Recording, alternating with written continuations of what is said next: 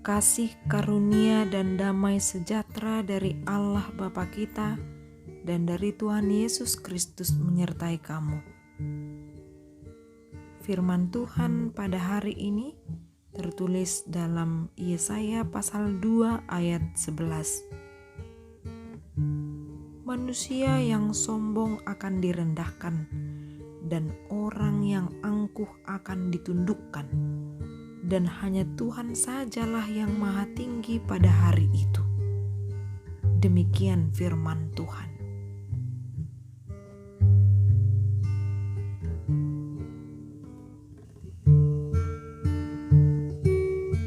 Apa gunanya menjadi sombong dan congkak? Nats ini adalah teguran keras untuk mengingatkan umat Israel yang berada dalam keberhalaannya. Terbukti jelas sebab di mana-mana mereka melakukan tenung. Memang situasi pada saat itu, negeri tempat mereka berdiam adalah negeri yang penuh emas dan perak dan tak terbatas harta benda. Negerinya penuh kuda dan tak terbatas jumlah keretanya. Tetapi mereka menganggap bahwa itu semuanya bukan dari Allah, sehingga mereka meniadakan Allah. Dan negeri itu pun juga penuh berhala. Mereka sujud menyembah kepada buatan tangannya sendiri dan kepada yang dikerjakan oleh tangannya. Padahal Allah yang disembah itu tidak diam di dalam kuil-kuil buatan manusia, tetapi Allah itu berada dalam kedudukannya, yaitu Allah yang maha tinggi. Saudara-saudari yang terkasih, disinilah terlihat bahwa sikap umat Israel itu benar-benar sombong, congkak, dan angkuh. Mereka lupa akan siapa yang memberi berkat bagi mereka, yang melindungi mereka dan bahkan memilih mereka menjadi umat pilihan, umat ternama di antara bangsa-bangsa lain. Perbuatan sombong merupakan perbuatan orang fasik. Allah sangat menentang perbuatan orang fasik itu, sebab itu adalah dosa. Kita harus mengingat, tidak ada yang lebih tinggi dan lebih besar selain dari Tuhan kita sendiri. Kita tidak ada apa-apanya dibandingkan dengan Tuhan.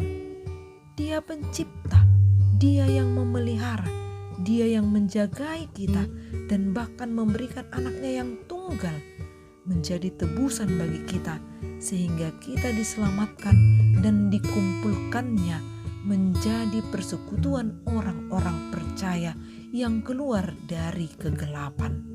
Inilah yang dinamakan oleh gereja. Allah menentang orang-orang sombong. Janganlah kita selalu dalam kehidupan yang congkak sombong, karena Tuhan itu Allah yang maha tahu, dan oleh Dia perbuatan kita diuji.